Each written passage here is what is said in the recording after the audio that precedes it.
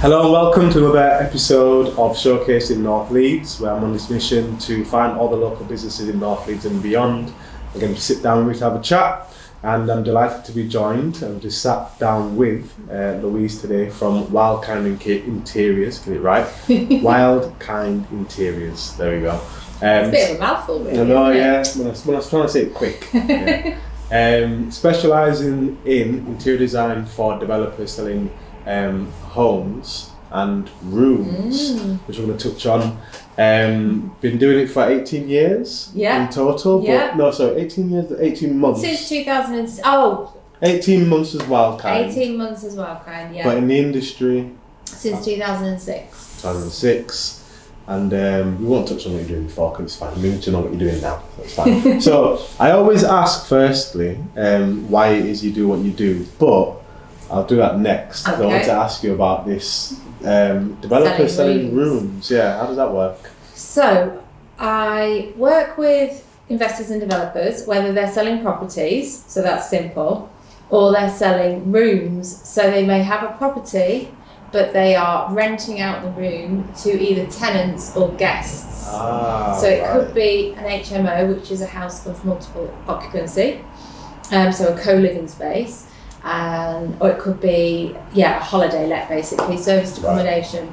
So with the aim of helping them make it look amazing so they can reduce their voids and they can get a bigger kind of nightly rate for it. Okay. Yes. Right. So two different services there. There's the selling homes bit, the kind of show home bit. Yeah. And then there's the interior design, creativity, kind of making a space look amazing bit. Nice, okay. Yes. Well then, now I will ask you what I normally ask first. And why is it you do what you do, Louise? I started off a career in HR, actually. I kind of went down a bit of a wrong path, I would say, at school. I did more academic subjects because I didn't think I was creative, even though I was told to do art at GCSE because I can't draw. I kind of thought, well, that's no good, I'm not going to do that. So went down a slightly wrong path, really. Not in a bad way, just didn't do anything creative at all. Did HR for 10 years and kind of gradually realised it wasn't for me. And then I just got an opportunity to work for a friend who just set up a show home design company, which is the one I worked at for 18 years, or 17 years. And it just took off from there, really. I just suddenly went from having that horrible kind of Sunday feeling where you don't want to go to work to literally being like, can't wait to get to work. And just found my passion, really. And the rest is history, I suppose. So then, going into it then in more detail, what is it that you do that you like? I get that obviously you're helping rooms look amazing, the houses look amazing, but what are the details? I mean, people need to understand the work that goes into it and why you specialise in developers as well. I specialise in working with developers because that is my background, working with show homes, so those big kind of national house builders like Barratt's and Persimmon. So when I set up on my own, I wanted to offer a similar service for people who they're not a big PLC, but maybe they're selling one property, or they might have 50 or 100 properties to sell. So which is less generally than those big kind of national house builders. So I wanted to kind of stay within that niche that I was used to working in. So the staging for sale service that I offer, everybody knows what show home looks like. What they may not know is that those big house builders spend tens of thousands of pounds on their show homes. As a minimum, they might cost sort of 20k for a reasonably small house. So the service that I offer is trying to give that show home look, but at a fraction of the price. So I actually rent out kit, so furniture, soft furnishings, wall art, lamps, etc., all the kind of nice bits and pieces to style a house. So I rent that out rather than someone having to buy it, which works really nicely for people who don't have hundreds of properties to sell and they're not going to be on site for 3, 4, 5 years. So it doesn't make financial sense for them to invest tens of thousands of pounds. So they can get that fab show home look, by just renting for a few weeks from me, or a few months, depending on how many houses they have to sell. So would you, if there was like a development of, let's just say 5 houses, so it's obviously not grand scale, but there's still 5 houses, would you do it for all of them, or would you just one? Yeah. Okay. So it could be that a developer has a maybe a more tricky plot to sell, or there's no need to stage all of them if you've only got a handful. But often a developer will try and stage a more tricky plot for obvious reasons to make it look great, or if they just have a few of a particular house type that they want to showcase one of, then they'll stage it as well. I've got to ask the question. I mean, I'm going to ask it from a point of view of where I think a majority of people can be. Why do people stage home? Like, the home's going to sell, it's going to sell anyway. Yeah. Is what tends to happen. So, or what people say. So why do they need to stage it? Obviously, in this country, show homes are a big thing. Developers have used them for decades and decades. So it's not something that's new. I think what's new now, and it's programs like Selling Sunset that kind of showcase that. What's new is people who only have maybe one or a few plots to sell, those smaller developers or developers with smaller portfolios, that they are understanding the value of it more and more. And I think there's 2 or 3 reasons. One is most people can't visualize how to live in a space. So if they walk into an empty house, it's confusing for them. And it might sound daft to a developer or someone who has that kind of brain. You know, if you're a developer and you've bought this plot, you've redesigned it, you've got working with architects and they've reimagined the space, you can't understand how someone else can't see how they're going to live in it. But most people can't. So you have to show them and you have to guide them and you have to help them. And a really stupid example, actually, I went into a house, it was over 4 levels. I staged it in the summer for someone. And I went into a room and I was like, this room's massive. It's a huge bedroom, but it's not got an ensuite. And then I was like, oh no, it's the lounge. So I do this for a living and I got confused. So that was a really good example of why you should stage a house. So there's the imagining the space bit, there's the creating a lifestyle bit, and really making people feel wowed when they walk into a space and giving them a fantastic kind of first impression. And then for me, my favourite reason is I'm trained in colour psychology, and if you've got blank walls and no colour, you don't create that positive emotional connection that you get as soon as you add colour. Even if it's just soft woods like you've done here, colour and texture and pattern all help to create that positive emotional connection that you want customers to feel. And if they feel positive, then they're more likely to want to live in that space and more likely to put an offer in on that house. So developers, I suppose, because there was this whole big trend that went round where it was grey carpets and white walls and whatever. So anyone who had a home like that was trying to sell, you'd say, because of the emotion side of it, you'd find it slightly more difficult than if it was patterned or if it did have a bit of colour on it. Is that what so the colour is what brings it out a bit more in people than... So colour is processed in a part of our brain called the hypothalamus, which is where we process emotion as well. So when it the colour hits our eyes and goes into our brain, immediately we feel an emotional response. So that's why colour is so important. And grey, but interesting enough, you mentioned grey. Grey is the only colour that has no positive emotional characteristics. So true grey, black and white, not a grey that has brown added, because a lot of greys like taupe, you'll have heard of the word taupe. So taupe is a grey with brown added. That has some positive characteristics, but true black and white grey has none.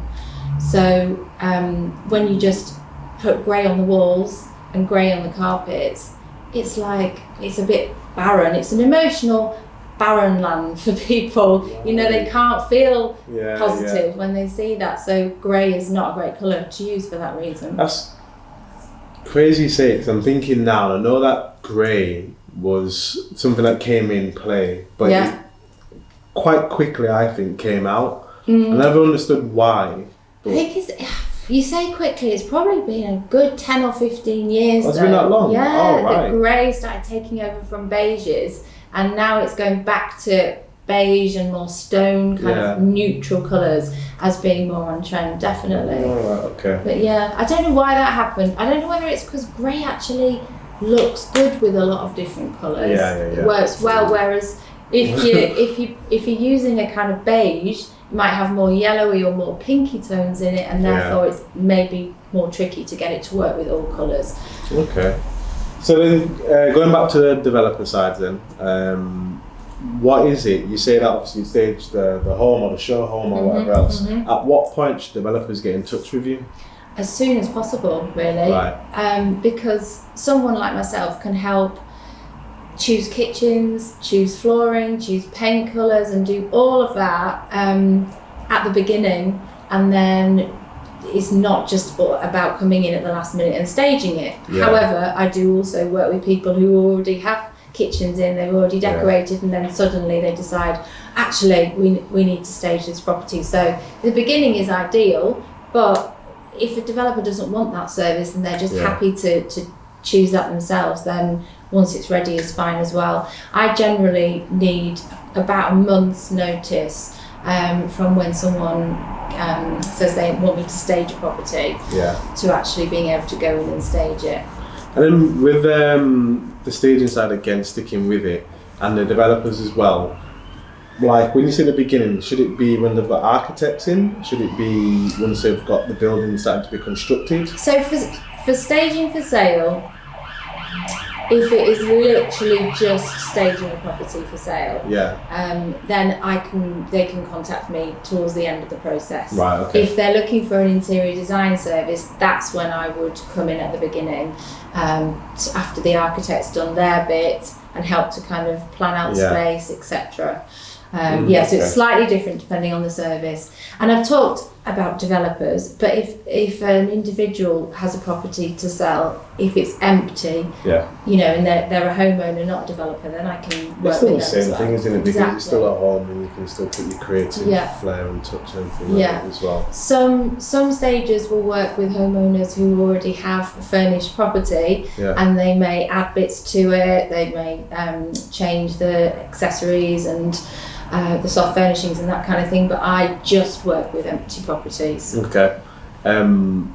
That makes sense though, because it's, like you said, you're renting the furniture, aren't you? Yeah. One of the things, again, that people I've heard struggle with is obviously cost, because they're like, as I say, people have got this belief where they're going to sell anyway, so why would I need to spend money on it?